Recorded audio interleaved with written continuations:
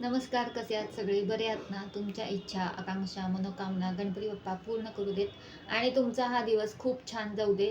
तर आज आपण अभंग बघणार आहोत ज्ञानेश्वर महाराजांचा. मागच्या भागापासून आपण अभंग बघतच आहोत. तर या भागात सुद्धा आपण अभंग बघणार आहोत आणि अभंगाचा अर्थ सुद्धा आपण बघणार आहोत.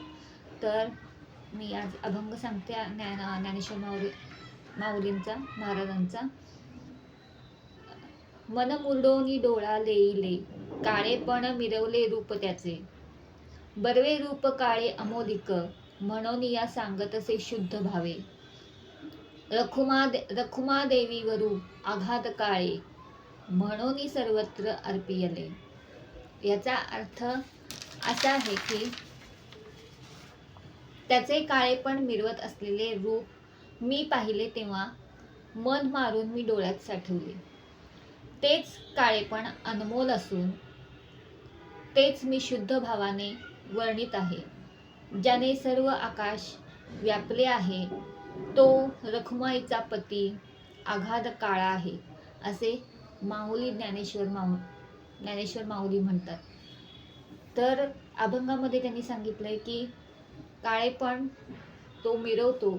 विठ्ठल रंगानं काळा आहे.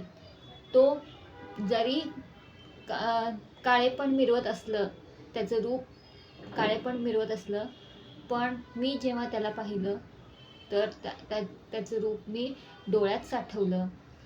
तेच काळेपण अनमोल असून मी शुद्ध भावाने वर्णित आहे. त्याचं काळेपण आहे ते अनमोल आहे आणि मी माझ्या शुद्ध भावानं त्याचं वर्णन करत आहे. ज्याने सर्व आकाश व्यापले आहे, ज्यानं सर्व जग व्यापलं आहे, तो रखुमाईचा पती, रुक्मिणीचा नवरा आघात काळा आहे, म्हणजे पूर्ण काळा आहे, असे माऊली म्हणतात. बरेच जण काळे आणि गोरे यामध्ये खूप फरक करतात की गोरा म्हणजेच गोरं म्हणजेच खूप चांगलं आणि काळे जे काळी लोक असतात त्यांना काळ्या लोकांना अगदी शुल्क म्हणजे किंमत कमी असते. तर पण आपला देवच विठू माऊलीच हा काळा आहे, पण त्याचा महिमा खूप अपार आहे. पण काळं आणि गोरं हे काही आपल्याकडून आलेलं नसतं, ते देवानंच निर्माण केलेलं असतं. त्यामुळं माऊली म्हणतात की काळं आणि गोरं असं काहीही नसतं. काळं पण असलं तरी सुद्धा त्यांच्या जे काळी लोक असतात किंवा जे गोरे लोक असतात, हे देवानंच निर्माण केलेलं आहे. जसं रखुमाईचा पती म्हणजे रखुमाईचा नवरा, हा रुक्मिणीचा नवरा हा अगाध काळा आहे, म्हणजे पूर्ण काळा आहे. तसंच काळी लोक सुद्धा तिने त्या विठ्ठल माऊलीचीच लेकरं आहेत असं माऊली म्हणतात. काळ्या लोकांना कमी किंमत दिली जाते. काळी लोक म्हणजे त्यांना कमी लेखलं जातं. असं न करता त्यांना काळं न लेखता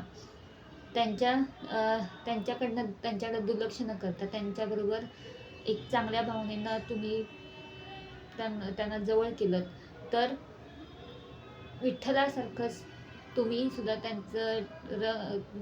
त्यांना तुम्ही डोळ्यात साठवलं पाहिजे. जसं ज्ञानेश्वर माऊली विठ्ठलाला आपल्या डोळ्यात काळ्या विठ्ठलाला डोळ्यात साठवतात, तसंच आपण पण या लोकांना सुद्धा सामावून घेतलं पाहिजे असं ज्ञानेश्वर माऊली सांगतात. आणि त्यांचं असंच म्हणणं होतं की जे फरक केला जातो काळ्या लोकांच्यात आणि गोऱ्या लोकांच्यात, पण असंही असतं की काळ्या रंगाची लोक ही मनानं खूप चांगली असतात आणि त्यामुळं आपण भेदभाव करू नये किंवा त्या दोघांच्यात काळं कोण गोरं कोण ह्याच्यात आपण भेदभाव करू नये असं ही माऊली सांगतात. आता विठ्ठलही काळा आहे आणि त्याचा आज अगाध महिमा आहे. तो आज रुक्मिणीचा नवरा आहे आणि त्यानं पूर्ण सारं जग व्यापलं आहे आणि त्याचीच ही लेकरं आहेत असं माऊली म्हणतात. तर हा ज्ञानेश्वरांचा अभंग आहे. तर तुम्हाला जर हा अभंग आवडला असेल तर लाईक करा. आणि जर त्यांची शिकवण मी माझ्या शब्दात तुम्हाला सांगत आहे, तर तुम्हाला हा व्हिडिओ कसा वाटला ते मला सांगा. तुम्हाला जर हे पटलं असेल तर लाईक करा आणि मला कमेंट करून सुद्धा सांगा. जर असेच अभंग मी आणि त्याचे अर्थ आपल्या प्रत्येक व्हिडिओमध्ये मी सांगत जाईन.